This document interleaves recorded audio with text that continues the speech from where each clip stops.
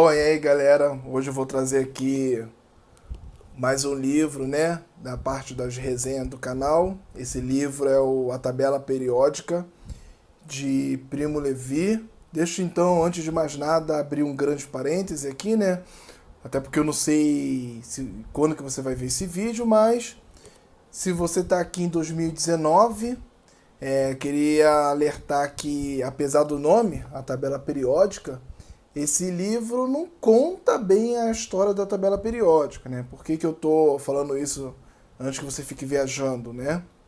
Se você chegou aqui procurando algo a respeito do Ano Internacional da Tabela Periódica, 150 anos que vai ser comemorado em 2019 pela ONU, esse livro não tem nada a ver com o seu trabalho, tá?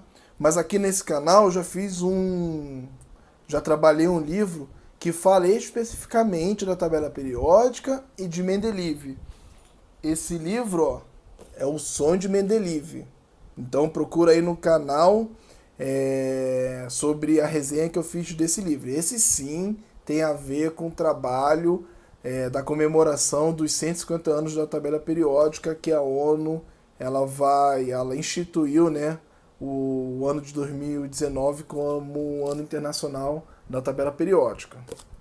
Bom, voltando então aqui a falar do livro do Primo Levi, né? Esse livro, a sua aquisição já é uma história bem surreal, né? Bem diferente, porque infelizmente para você esse livro não é mais editado no Brasil, né? Não sei se a editora faliu, mas ela é do Rio de Janeiro. E eu comprei esse livro em 2015, né? Quando eu procurei ele, não achei no Brasil. E aí eu pensei, não, então beleza, eu vou comprar ele no Amazon dos Estados Unidos. E quando fui procurar pelo título em inglês, também não achei. E sei lá porque eu pensei, deixa eu ver aqui se tem um em português. E curiosamente, eu encontrei esse livro aqui mesmo em português no Amazon dos Estados Unidos. E aí quando eu comprei, chegou no Brasil, fui ver, era a edição brasileira feita no Rio de Janeiro, né? Para você ver então como que a globalização ela é tão surreal. Os caras lá de fora compram um livro feito no Brasil e aí você tem um brasileiro comprando um livro que poderia ser vendido aqui no Rio de Janeiro, vindo lá dos Estados Unidos. Sem noção mesmo. Bem, o que esse livro basicamente é, né? O nome dele é A Tabela Periódica porque os capítulos do livro eles foram agrupados segundo o nome do elemento central daquele capítulo.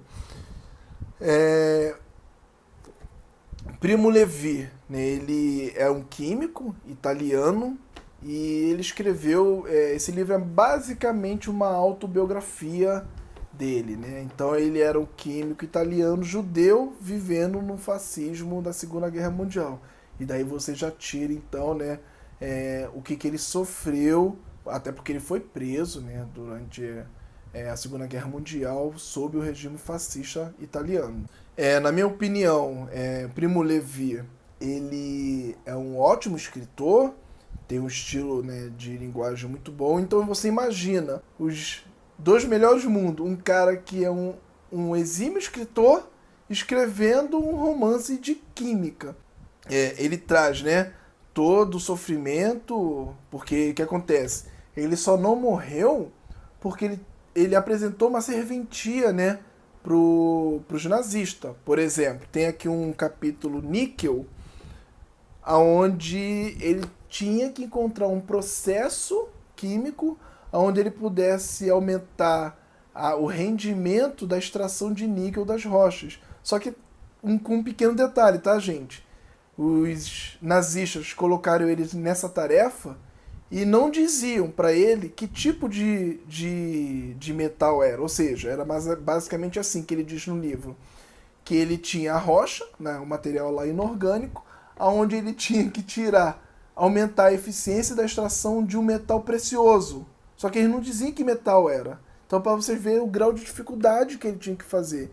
E ele, né, um exímio químico também, ele conseguiu sacar que esse metal que estava em pequena proporção era o níquel, e aí ele então desenvolveu o processo. Então, gente, cara, era muito surreal, porque ele sabia que era o metal, mas no relatório dele, ele tinha que descrever como se ele não soubesse. Cara, é muito louco, né? E abrir um parênteses, para que ele precisava de níquel? Era para fazer os projéteis das armas. Então, era por isso que ele estava desenvolvendo esse processo, infelizmente, né, para desenvolver mais projéteis. Nesse livro também tem 2 capítulos, né, particularmente o chumbo e o mercúrio, que são ensaios que ele fez, né, são histórias romanceadas, fantásticas, não tem muito a ver com a história da sua autobiografia. Assim, tem a ver com a sua autobiografia, né, porque ele gostava muito de escrever. Então ele incluiu nesse livro 2 capítulos, né? Não tem a ver com a narrativa linear da história, por assim dizer. E são histórias muito boas, sabe? Assim, onde, claro, no capítulo chumbo, o elemento central dessa história romanceada é o chumbo, e óbvio que no capítulo mercúrio, a história se passa ao redor do elemento mercúrio. Bem bonita essa história mesmo. O livro também ele traz né, não seria diferente, um ataque, né, bem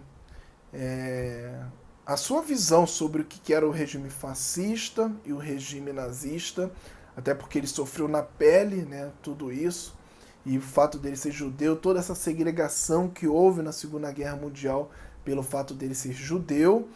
E o livro, né, ele termina com o elemento carbono.